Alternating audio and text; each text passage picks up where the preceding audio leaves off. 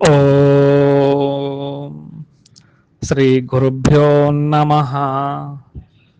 ఓం శ్రీ గణేశాయ నమః. ఓం శ్రీ కృష్ణ పరబ్రహ్మణే నమః. శ్రీమద్భగవద్గీత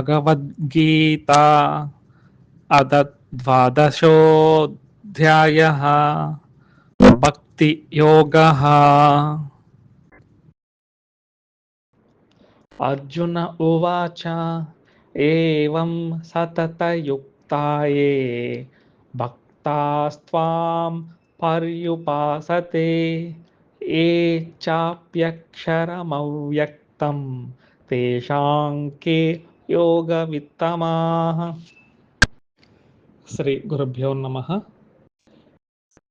12వ అధ్యాయంలోని మొట్టమొదటి శ్లోకానికి అర్థము మరియు విశ్లేషణ పరిశీలించినట్లయితే, ఏవం సతత యుక్తాయే భక్తాస్త్వాం పర్యుపాసతే ఏ చాప్యక్షరం అవ్యక్తం తేషాంకే యోగ విత్తమః.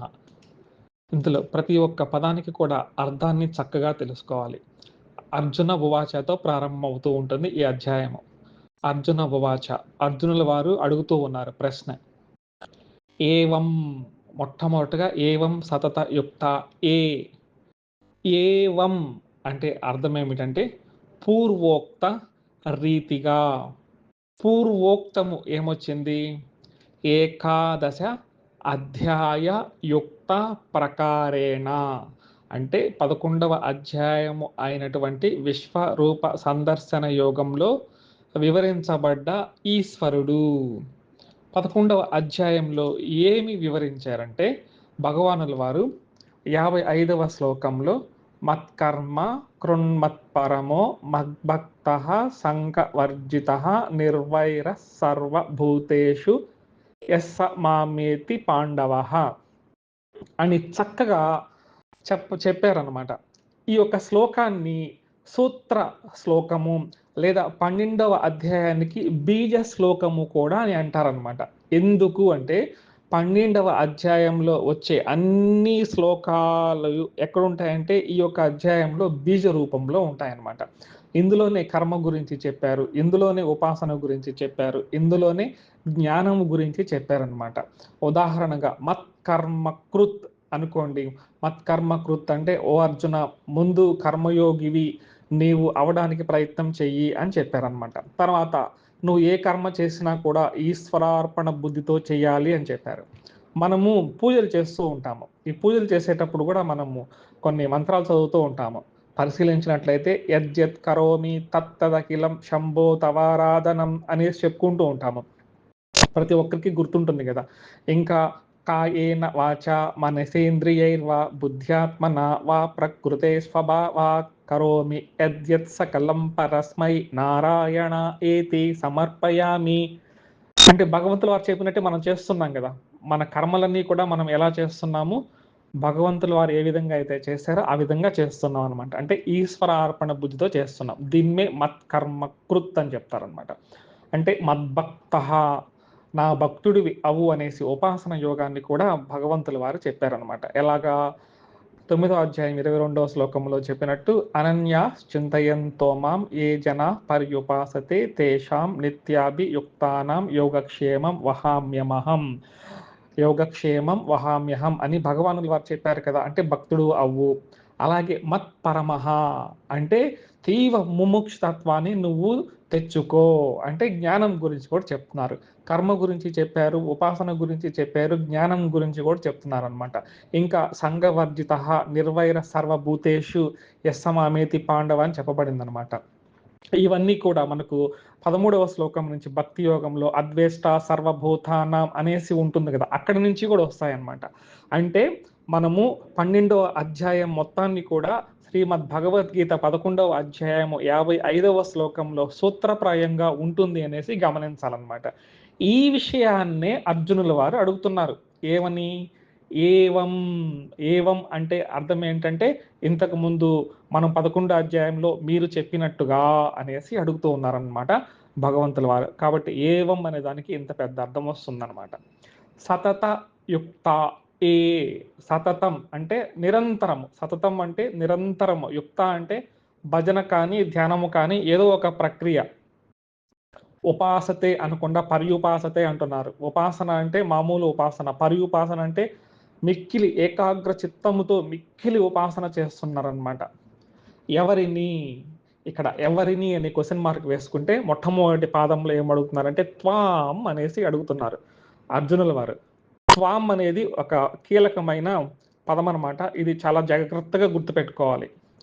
గీతా మకరందంలో మన వాళ్ళు ఎక్కువ ఫాలో అవుతుంటారు కదా. గీతా మకరందంలో ఏముంటుందంటే సగుణ రూప పరమేశ్వరుడు అనేసి ఉంటుందన్నమాట. అంటే సగుణ రూపం గురించి గీతా మకరందంలో చెప్పబడింది అనమాట, సగుణ రూపము.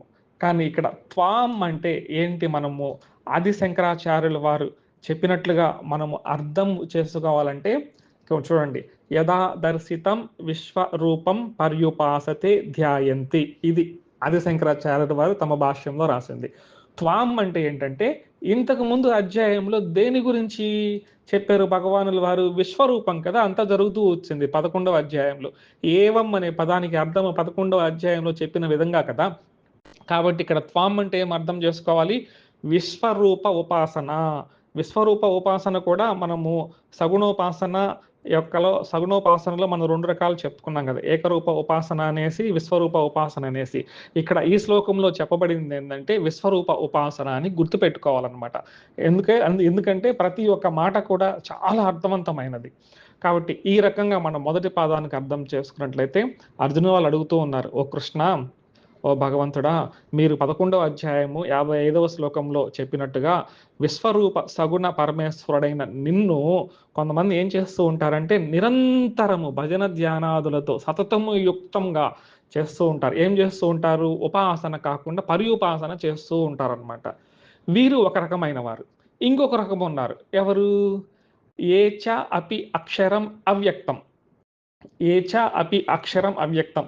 చ అంటే మరియు, ఇంకా ఏ అంటే ఎవరైతే, అక్షరము నాశరహితుడు, అక్షరము కానివాడు నాశరహితుడు, అవ్యక్తం అంటే సచ్చిదానంద స్వరూపుడు. అవ్యక్తం అని ఎవరిని అంటారంటే సత్తు చిత్తు ఆనంద స్వరూపుడు, సచ్చిదానంద స్వరూపుడు. ఈయన ఎలా ఉంటారంటే నిరాకారంలో ఉంటారనమాట. అంటే నిరాకారమైన సత్తు చిత్తు ఆనంద స్వరూపుడు ఎవరైతే ఉంటారో ఆ పరబ్రహ్మని ఏం చేస్తూ ఉంటారంటే వీరు కూడా ధ్యానిస్తూ ఉంటారనమాట. ఇప్పుడు తేషాం, తేషాం అంటే వీరి ఇరువురిలో, ఏ ఇరువురిలో, విశ్వరూప సగుణోపాసన చేసేవారు ఒక రకము, ఇంకొకరు అక్షర పరబ్రహ్మని ఉపాసన చేసేవారు ఇంకొక రకము. తేషాం కే, వీరిద్దరిలో ఎవరు యోగవిత్తులు, అంటే వీరిద్దరిలో నిజంగా ఎవరు యోగాన్ని తెలుసుకున్నవారు అనేసి ఇక్కడ అర్జునుల వారు ప్రశ్నించడం జరిగింది. ఇక్కడ ప్రశ్నను చాలా జాగ్రత్తగా గమనించాలండి. ఒక ప్రశ్నలోనే మిగతా అధ్యాయం అంతా ఇమిడి ఉంటుంది కాబట్టి ప్రశ్నను చక్కగా అర్థం చేసుకోవాలన్నమాట. ఇక్కడ మరలా పరిశీలించినట్లే భక్తా త్వాం పర్యుపాసతే అంటే కొంతమంది భక్తులు సగుణ రూప ఈశ్వరుడిని పూజిస్తూ ఉంటారు. ఎలా పూజిస్తుంటారంటే సతతము యుక్తగా పూజిస్తూ ఉంటారు. నిరంతరము కూడా ఒకే తపనతో తైలధారలాగా మనం భగవంతుడిని పూజిస్తూ ఉంటారంట. ఏవమ్మంటే ఇంతకు ముందు చెప్పుకున్నట్టుగా అవ్యక్తం అక్షరం అనేసి ఇక్కడ ఒక పదాన్ని ఉపయోగించారు అర్జునుల వారు. ఎందుకు ఉపయోగించారు అవ్యక్తం అక్షరం అంటే, దాదాపు 2వ అధ్యాయం నుంచి కూడా ఆత్మతత్వాన్ని చెప్పుకుంటూ అనేక సందర్భాలలో జ్ఞాని గురించి, ఆ యొక్క జ్ఞాన లక్షణాల గురించి, స్థితబ్రహ్మ లక్షణాల గురించి, ఆ యొక్క పరబ్రహ్మ తత్వం గురించి అనేక మార్లు చెప్పడం జరిగిందనమాట. ఉదాహరణగా ఒక్క ఉదాహరణ పరిశీలించినట్లయితే 8వ అధ్యాయం 3వ శ్లోకాన్ని పరిశీలించినట్లయితే అక్షరం బ్రహ్మ పరమం స్వభావోధ్యాత్మముచ్యతే అంటే ఇక్కడ పరబ్రహ్మని అక్షర స్వరూపుడు అనేసి 8వ అధ్యాయంలో చెప్పడం జరిగిందనమాట. ఈ విధంగా 2 గుర్తున్నాయి అర్జునుల వారికి. ఏ గుర్తున్నాయి, ఇంతకు ముందు చెప్పిన విషయము గుర్తుంది, భక్తులు సగుణ రూప ఉపాసన చేస్తూ ఉంటారు అది గుర్తుంది, భగవంతులు వారు చెప్పిన అక్షర పరబ్రహ్మము, ఈ 2 గుర్తున్నాయి. ఈ రెండిట్లో ఎవరు గొప్పవారు అనేసి అర్జునుల వారు చక్కటి ప్రశ్న వేశారండి. ప్రస్తుతం సమాజంలో కూడా చాలా మందికి ఈ అనుమానం ఉంటుంది. సగుణ రూపము మనం ఉపాసన చేయాలా? నిర్గుణ రూపం ఉపాసన చేయాలా? ఏ ఉపాసన చేయాలి అనేది చాలా మందికి అనుమానంగా ఉంటుందనమాట. ఇక్కడ ఉపాసన అనే విషయాన్ని గుర్తుంచుకోవాలండి. ఉపాసన, పర్యుపాసన అన్నారు కదా! ఉపాసన అని గుర్తుంచుకుంటే తర్వాత శ్లోకం నిజమైన అర్థం వస్తుందనమాట. ఉపాసన అంటే శాస్త్రంలో ఏం చెప్పారంటే, యథాశాస్త్రం ఉపాస్యస్య అర్ధస్య విషయీకరణేన సామీప్యం ఉపగమ్య సమాన ప్రత్యయ ప్రవాహేణ దీర్ఘకాలం యత్ ఆసనం తత్ ఉపాసనం ఆచక్ష్యతే అని చెప్పారనమాట. అంటే ఉపాసన అంటే ఏంటంటే, యత్ శాస్త్రం అంటే శాస్త్రోక్తంగా తెలుసుకోవాలి. నువ్వు కృష్ణ భగవానుల వారిని పూజ చేయాలనుకో, రాముల వారిని పూజ చేయాలనుకో, అమ్మవారిని పూజ చేయాలనుకో, ముందు ఏం చేయాలంటే శాస్త్రోక్తంగా తెలుసుకోవాలి వీరి గురించి అనమాట. యథాశాస్త్రం ఉపాసస్య అంటే నువ్వు శాస్త్ర ప్రకారం వీరి గురించి తెలుసుకొని అర్ధస్య విషయీకరేణ అర్థాన్ని చక్కగా తెలుసుకోవాలి. ఆ యొక్క భగవతత్వం ఏంటి అనేసి. తర్వాత సామీప్యం ఉపగమ్య భగవంతుల వారి దగ్గర కూర్చొని సమాన ప్రత్యయ ప్రహరణైన దీర్ఘకాలం యత్తాసనం అంటే దీర్ఘకాలం పాటు ఈ ఉపాసన కొనసాగాలన్నమాట. ఇంతకుముందు ఏదైతే అర్థాన్ని మనం తెలుసుకున్నామో భగవంతుల వారి అర్థాన్ని, ఆ ఒక అర్థాన్ని మననం చేసుకుంటూ దీర్ఘకాలం మనం ఏం చేయాలంటే ఉపవాసన చేయాలన్నమాట. ఈ ఉపాసం ఎలా ఉంటుందంటే ఉపాసన అవిచ్ఛిన్నమైన తైలధార లాగా ఉంటుందన్నమాట. ఇది ఉపాసన అనే దానికి మనకు శాస్త్రాల్లో ఇవ్వబడ్డ అర్థం అనమాట. ఇంకొక ఉపాసనలో ఈ ఉపాసనలో ఇంకొక విషయాన్ని గుర్తుపెట్టుకోవాలి. ఏంటంటే ఉపాసన అంటే 3 ఉంటాయండి. 3 విషయాలు ఉంటాయండి. 3 విషయాలు ఏముంటుంటాయంటే ఇప్పుడు ఉపాస్యము అనుకోండి భగవంతుడు. ఉదాహరణగా నేను శ్రీకృష్ణ భగవానుల వారిని పూజించాలి అనుకుంటున్నాను. కాబట్టి ఉపాస్య దేవత ఎవరవుతారంటే శ్రీకృష్ణ భగవానుల వారు అవుతారు. ఇది ఒక విషయం అన్నమాట. ఇప్పుడు నేను శ్రీకృష్ణ భగవానుల వారిని పూజిస్తున్నా కాబట్టి నన్నేమంటారంటే ఉపాసకుడు అని చెప్తారనమాట. ఇప్పుడు నేను భజన ద్వారా కానీ, పుష్పాల ద్వారా కానీ, ఇంకేదైనా కానీ ఆ యొక్క నామాన్ని తలుచుకోవడం ద్వారా గానీ నేనేం చేస్తుంటానంటే ఈ యొక్క ప్రక్రియ చేస్తుంటాను. దీన్ని ఉపాసన అని చెప్తారనమాట. అంటే ఉపాసనం అనే ప్రక్రియలో 3 ఉంటాయనమాట. ఉపాసకుడు నేను ఉంటాను, భగవంతుడు ఉపాస్య వస్తువు ఉంటుంది, ఉపాసన ధ్యానము లేదా భజన అనుకోండి. ఈ విధంగా 3 విషయాలు ఉంటాయన్నమాట. ఈ 3 విషయాలు ఎక్కడ ఉంటాయంటే సగుణ ఉపాసనలో ఉంటాయి. జాగ్రత్తగా గుర్తుపెట్టుకోవాలి. సగుణ ఉపాసనలో ఈ 3 విషయాలు ఉంటాయి. ఉపాసకుడు, ఉపాస్యము, ఉపాసన 3 ఉంటాయి. అయితే నిర్గుణోపాసనలో చూసినట్లయితే అక్కడ 3 ఉండవన్నమాట. ఉపాసకుడు ఉండడు, ఉపాస్యము ఉండదు, ఉపాసన 3 ఉండవన్నమాట. ఎందుకంటే నేనే పరబ్రహ్మ తత్వాన్ని అయినప్పుడు ఈ యొక్క ఉపాసక ఉపాసన భేదాలు 3 ఉండవన్నమాట. అంటే సాకారోపాసనలో మాత్రమే, సాకార ఉపాసన సగుణ ఉపాసనలో మాత్రమే ఉపాసనకు అవకాశం ఉంటుంది. నిర్గుణారాధనలో మనకు ఇటువంటి త్రిపుటి అంటారు. ఈ విధంగా 3 రకాలుగా ఉండడాన్ని త్రిపుటి ఇవన్నీ ఉండవన్నమాట. అలాగే రూపధ్యానం ఈ ఉపాసన ఆలో మనము అక్షర ధ్యానము, సగుణ ధ్యానము చెప్పుకున్నప్పుడు రూపధ్యానము, స్వరూప ధ్యానము ఈ 2 కూడా చెప్పుకోవచ్చనమాట. రూపధ్యానము, స్వరూప ధ్యానము. రూపధ్యానము అంటే ఇంతకు ముందు చెప్పినట్టుగా మనకంటే అన్యంగా ఒక దేవులు వారున్నారు. అది సగుణ రూపులు. వారు ఏకరూపమైనప్పటికీ, విశ్వరూపమైనప్పటికీ ఒక రూపధ్యానంతో చేయడం అనమాట. అలాగే స్వరూప జ్ఞానం అంటే నాలోని పరబ్రహ్మ తత్వం ఉంది అనేసి చెప్పుకోవడం అనమాట. ఆది శంకరాచార్యుల వారు చక్కగా చెప్పారనమాట. యత్ కరణగోచరం తత్ వ్యక్తం చక్కగా చెప్పారు. స్వరూపం కాదు రూపధ్యానం గురించి, సగుణోపాసన గురించి చక్కగా చెప్పారనమాట. యత్ కరణగోచరం తత్ వ్యక్తం అంటే ఏదైతే కరణాలు మనకి ఇంద్రియాలకు గోచరం అవుతూ ఉంటుందో అదే సగుణోపాసన అని చెప్పారనమాట. ఇది చాలా జాగ్రత్తగా గుర్తుపెట్టుకోవాలి. యత్ కరణం గోచరం తత్ వ్యక్తం అంటే మన కరణ చరణాలకు అంటే మన ఇంద్రియాలకు ఏదైతే అందుతూ ఉంటుందో అది సగుణోపాసన. అయితే అవ్యక్తోపాసన గురించి ఏం చెప్పారంటే యత్ అకరణ గోచరం తత్ అవ్యక్తం మన ఇంద్రియాలకు అందకుండా ఏదైతే ఉంటుందో అదే మనకు అక్షర పరబ్రహ్మ ఉపాసన అని చెప్పడం జరిగిందనమాట. కాబట్టి ఈ శ్లోకం ద్వారా అర్జునుల వారి ప్రశ్న మనం తెలుసుకున్నాము. ప్రశ్న జాగ్రత్తగా గమనించుకోవాలి. ఎందుకంటే ప్రశ్నలోనే సమాధానం ఉంటుంది కాబట్టి ఏవం సతత యుక్త ఏ భక్తాస్త్వం పర్యుపాసతే. ఏవం అంటే ఇంతకు ముందు 11వ అధ్యాయం 55వ శ్లోకంలో చెప్పిన విధంగా సతత యుక్తాయే నిరంతరము నీ గురించే భజన ధ్యానాదులు ఎవరైతే చేస్తూ ఉంటారో భక్తాత్వం ఆ భక్తులు త్వాం అంటే విశ్వరూప ఆకారంలో ఉన్న నిన్ను పర్యుపాసతే నిరంతరము మిక్కిలి శ్రద్ధతో భజిస్తూ ఉంటారు. వీరు ఒక తరగతికి చెందినవారు, ఇంకొక తరగతికి చెందినవారు అక్షరమైన అవ్యక్తమైన పరబ్రహ్మని కూడా ధ్యానిస్తూ ఉంటారు. వీరిద్దరిలో నిజమైన యోగవిత్తులు ఎవరు, నిజమైన యోగవేత్తలు ఎవరు? మనము శాస్త్రవేత్తలు అని చెప్తూ ఉంటాం. శాస్త్రవేత్తలు అంటే శాస్త్రాన్ని బాగుగా ఎరిగిన వారిని శాస్త్రవేత్తలు అని చెప్తారు, అంటే నిష్ణాతులు శాస్త్రాలలో. అలాగే యోగములో విత్తమ అంటే ఈ యొక్క రెండిటిలో ఎవరు ఉత్తమమైన వారు అనేసి అర్జునుల వారు ప్రశ్నిస్తున్నారు. అంటే మొత్తానికి ఈ యొక్క సమస్యను రెండుగా విడగొట్టుకుంటే, సగుణ రూపము చేసేవారు గొప్పవారా, నిర్గుణ రూప ఉపాసన చేసేవారు గొప్పవారా? ఈ రెండిటికి నాకు సమాధానం చెప్పవలసిందిగా అర్జునుల వారు అడుగుతూ ఉన్నారు. శ్రీకృష్ణ భగవానుల వారు తర్వాత జవాబు చెప్తారు. పురుష సూక్తము ఎవరైనా చదువుతూ ఉంటే, పురుష సూక్తంలో ఒక చక్కని మాట ఉంటుందండి. ఇది పురుష సూక్తం చదువుకున్న వాళ్ళకి మాత్రమే ఇప్పుడు నేను చెప్పబోతుండేది.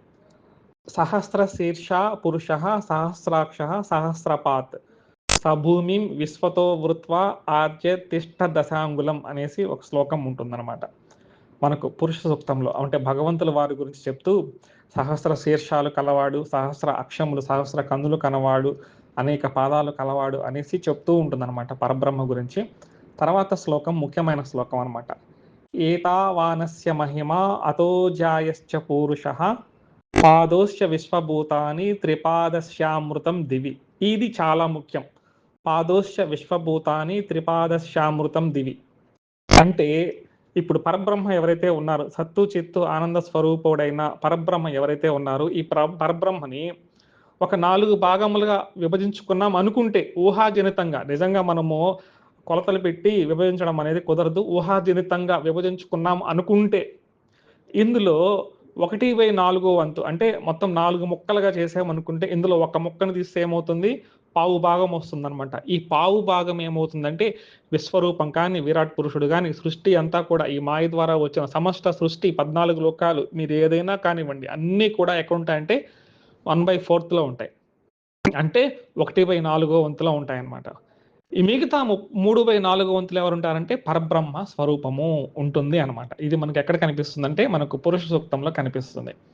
అలాగే తర్వాత శ్లోకంలో చూస్తే, త్రిపాదూర్ధ్వ ఉదయత్ పురుష పాదోస్యేహ భవాత్ పునః. త్రిపాదూర్ధ్వ అంటే 3 భాగాల పైన ఉంటుందంట. కాబట్టి 3 భాగాల పైన ఉంటుంది అంటే ఎంత అనంతుడో చూడండి ఆ పరబ్రహ్మ. ఇది అర్థం చేసుకుంటే, ఏది అర్థం చేసుకుంటే, ఒక పరబ్రహ్మ స్వరూపాన్ని 4 భాగాలు అనుకుంటే అందులో 1/4 వంతు మాత్రమే సృష్టిగా పరిణమించింది.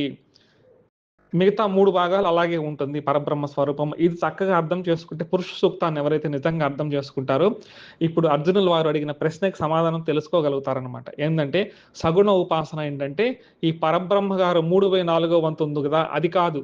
1/4 వంతు ఉంది కదా, మాయ ద్వారా, అవిద్య ద్వారా, త్రిగుణాల ద్వారా ఏదైతే ప్రపంచం అంతా వచ్చిందో అక్కడంతా కూడా ఎక్కడ ఉంటుందంటే సగుణం ఉంటుందన్నమాట.